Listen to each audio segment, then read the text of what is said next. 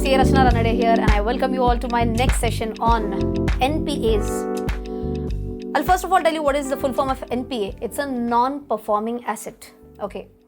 Why I thought of making a video on NPAs, there's a specific reason for that.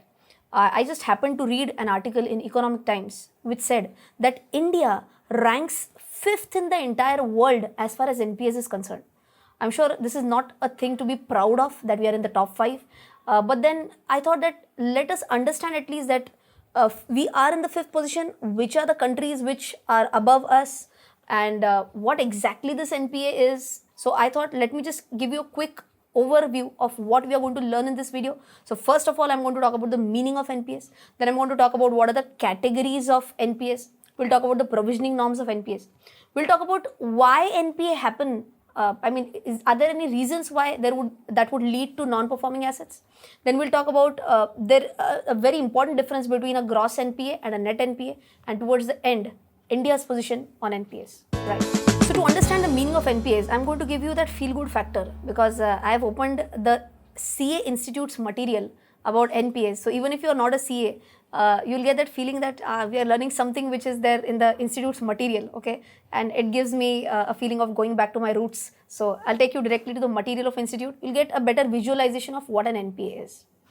So it defines NPAs like an asset becomes an NPA when it ceases to generate income for the bank. So I'll just quickly break it into simpler aspects for you all.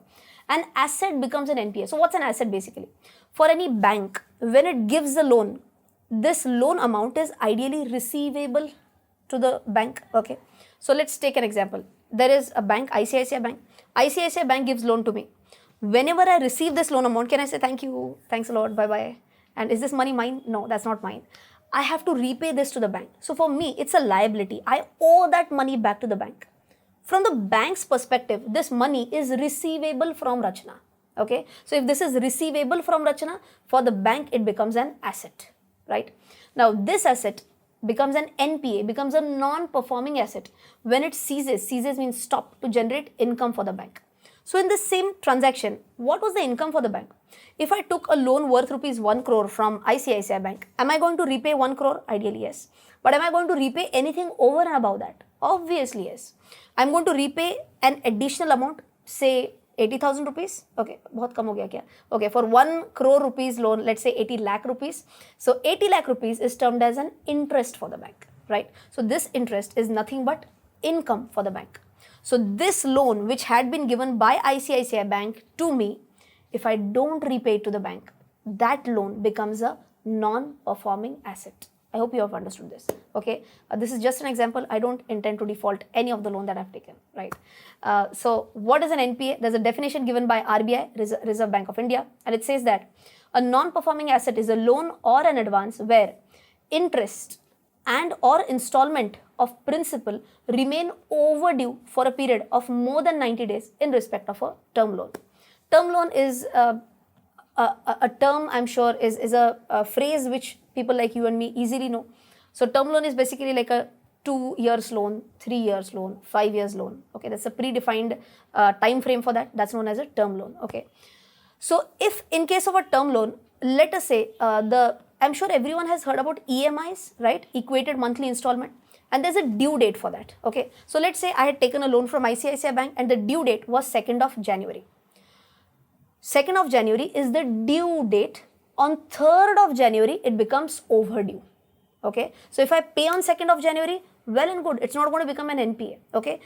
If I don't pay by 2nd of January, on 3rd of January, it does not become an NPA right away. What it becomes an overdue loan now. Okay. This overdue, if it remains in the overdue zone for how many days? For a period of more than 90 days, then it is going to become a non-performing asset for the bank. So let's try to simplify this further. Bank feels that Rachana is going to pay. Okay, 1 दिन हो गया, 2 दिन हो गए, 5 दिन हो गए, 10 days, 20 days, 30 days, 40 days, 90 days, more than 90 days. Now can I say bank's hopes that I'm going to repay the bank are going to go low? Yes, and that is why post 90 days of becoming overdue, bank says there are less chances that Rachana is going to repay, and that is why that will be termed as a non-performing asset. right? Okay, well, there are different norms for different types. So like for an overdraft, the terms are different. For cash credit, terms are different.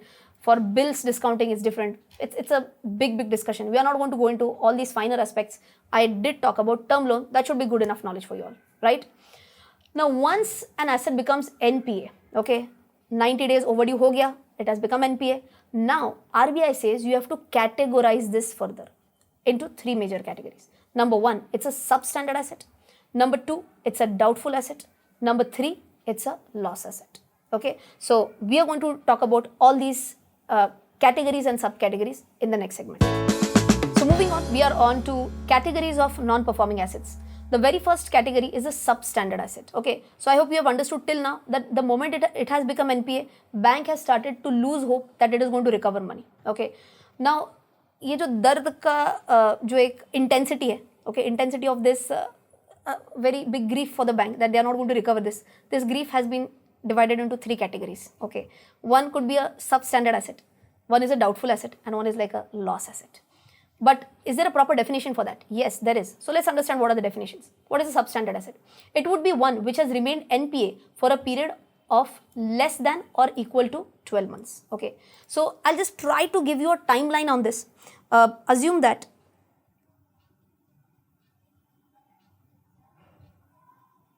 as mentioned in the previous one, let us say 2nd Jan was my due date, okay, on which the EMI was to be repaid. Did I repay on that? No. So 3rd January, this became a non-performing asset. Oh, I'm so sorry. This became an overdue. It went into the category of overdue, due and overdue, right? Now, once it has become overdue, now we have to count 90 days from here. Okay. So, see, for simplicity of purpose, we'll take into consideration 30 days per month. Okay. This is just for simplicity of calculation purpose. So, from 3rd of January, I'll have to count in 90 days slot. Okay. So, roughly, I'll say 3rd of Jan, Feb, March, April. Okay. So, on 3rd of April, now it has become an NPA. Danger zone mein aa gaya hai. Okay. So, this was the 90 days now. Now, what are we saying? An asset which has remained NPA for a period of less than or equal to 12 months. So, from this, so let's even plug in the year. So, 19, 3rd of April 19. So, up to 3rd of April 2020. Okay. If this money is not paid, then for this, in this zone basically, this will be treated as a substandard asset. Okay. Because this has remained in the NPA category for up to 1 year, up to 12 months, right? Now, what happens? Doubtful would be what? Would be one which has remained in the substandard category for a period of 12 months. But the substandard category we again have three major categories: doubtful up to 1 year, doubtful 1 to 3 years, and doubtful for more than 3 years. Okay. Now, what happens? At the end of this time frame, the asset has already remained in the substandard category for 1 year. So, यहाँ से चालू होता है आपका further categories. So, let us say here it will be D1, wherein the asset has remained in the doubtful category for up to 1 year. We'll have a D2 category here, where it has remained in the doubtful category for 1 year up to 3 years. And here it is a D3 category, where it is for more than 3 years. Okay. This is a little bit technical, even if you don't understand into such big depth. If there are CA students watching, they'll easily understand this. But if you're not into this, main zone thing, it's okay even if you don't understand this small technical part, right? So this is a doubtful 1, doubtful 2, and doubtful 3 category. And anything beyond this, dangerous zone, this is known as a loss asset. Okay, so now a big time frame has already lapsed since this loan had gone into the NPA segment. Okay, we also have certain RBI provisioning norms on this. So if the asset is into the substandard category, then you have a 15% provisioning requirement. So I'll give you a very simple example. If 100 rupees loan was given, okay, and if it has gone into the substandard category, then 15% of this amount. So basically, bank will have to take 15 rupees as a provision for NPA.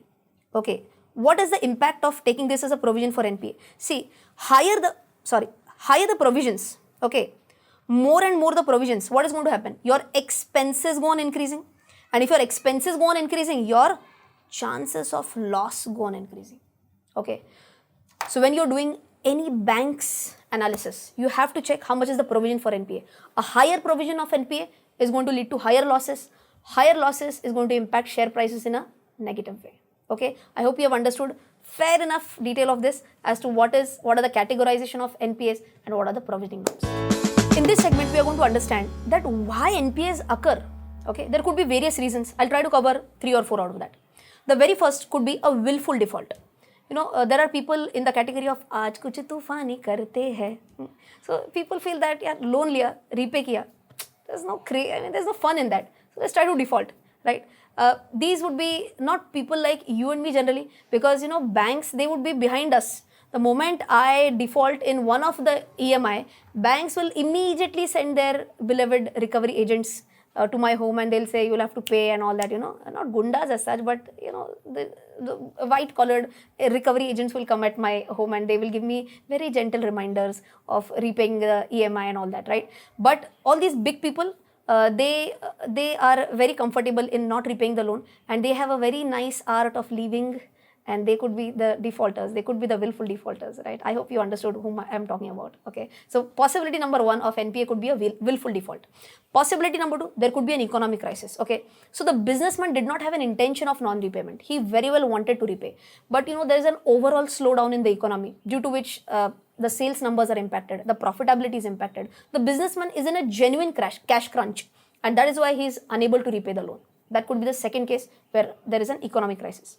Third one could be a possibility of some lenient lending norms. Okay, so generally all banks will have a very strict lending norm as to whom they are going to give a loan. So again, as I said, that like I am a person who earns 0 rupees salary. Okay, so for me, the amount of loan that I will get versus my husband, who is a salaried person, amount of loan that he will get will be definitely different. Bank would have more reliance on my husband's income, because that's going to be a steady income, rather than my income, which is going to be a fluctuating income. But if banks leniently start lending money without checking the business, without checking the income generation capacity of the business, without checking the liquidity of the business, then in that case, there could be a possibility that a person's business, if not properly identified, not properly analyzed, could lead to an NPA, right? And the last point could be lending to vested interest groups. Let's understand what is a vested interest group. Assume that I am the loan disbursing officer, and I have many of my friends, okay, friends who are in need of money, and I say a friend in need is a friend indeed. So what I do, I will give loans to all my garib friends whom I know don't have a capacity to repay. Okay, then these are going to be the people who are going to default. Okay, so in these cases, there could be a possibility that if I give a loan to a category of people wherein even my interest is involved, okay, I'm sure everyone has heard about ICICI Bank and Videocon case, Chanda Kochar case, where a loan was given by ICICI to Videocon, and it was proven that it was a case where she also had not a direct but an indirect interest in that company through her husband. I'm sure you might have read about that. And unfortunately, what happened? That loan became an NPA. That was one of the major reasons why Chanda Kochar had to face what she had to, and I'm sure everyone knows about that. So that could be the last possibility of NPA, wherein you give a loan to a vested interest group. So going ahead with the next segment is the difference between gross NPA and net NPA. I'm sure whenever you look at any bank's annual report, you will have these two terms very clearly mentioned in the annual report. One is gross NPA, one is net NPA. So to understand for your simplicity, I've taken a very simple example. Assume that the loan amount was rupees 100. Okay, and what bank was going to do is bank was going to charge interest on that of rupees 10. Okay, now what happens? The borrower fails to repay the loan. If borrower fails to repay the loan, then this gross non-performing asset becomes 100 rupees. Whatever loan amount was there, that is termed as a gross NPA. Okay, what would a net NPA be? Basically, net NPA is nothing but gross NPA minus certain deductions. Okay, now what are these deductions is what we are going to learn right now in a very short point. So let us say net NPA will be calculated as gross NPA, that is 100 minus what? Now assume that out of this total 110 which was receivable by the bank, the borrower had paid 2 rupees interest. Okay, Marathi में हम बोलते हैं फूल न फुलाची पाकळी, That's like, I'm not going to pay you the entire amount, but just, the token amount. I'm going to give you some rupees. So assume that he had paid 2 rupees as interest. Assume that bank had also insured this loan, and the amount of insurance which bank got in this entire process was 5 rupees. Okay, that's the insurance amount received. There are certain organizations known as the DICGC and ECGC. You can search this on the net and also get to know about what is DICG, what is ECGC. Okay, you can also comment if you know the full forms of DICGC and ECGC. Okay, so you can also check about insurance claims which banks can receive, and bank also has to make a provision on these assets, the point which I talked about in the previous segment, right? So assume that the 15 rupees was provision done by the bank. Now what is the net amount pending with the bank? It's 78 rupees. So in the same example, gross NPA would be 100, but net NPA would stand at 78. In all the major reports of any bank, if you have not seen my Yes Bank video, you can check on whatever I button, wherever it appears on the screen.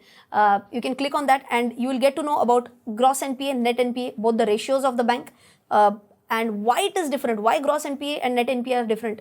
I hope you have understood with the help of this example. As mentioned in the beginning of the video, India unfortunately ranks in the 5th position, and I happened to read an article in Economic Times wherein it was said that in financial year 2019, Indian banks' gross NPA stood at 9.1% as per RBI guidelines. This is a very alarming figure, 9.1% of gross NPA. Let's understand the gravity of this.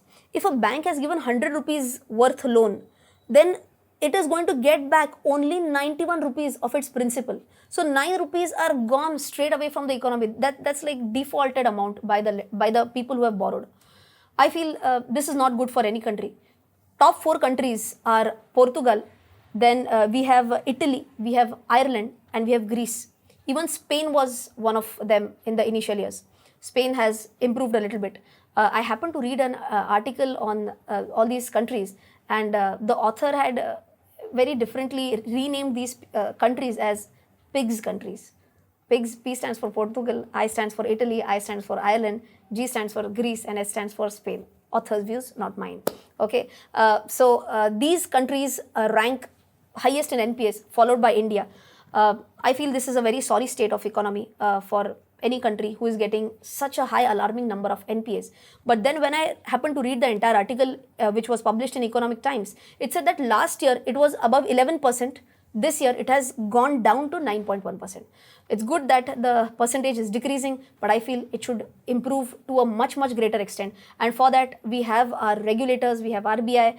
All these should, I feel personally, tighten the norms for lending and should try to ensure that the defaulting people should be to the lowest possible level. You and me as responsible citizens of India should make an absolute effort that none of us would default in repayment of any loan, because I feel that's how we would give our share of contributing for a betterment of our economy. Yes, I hope you have understood about NPAs to quite a bit extent today.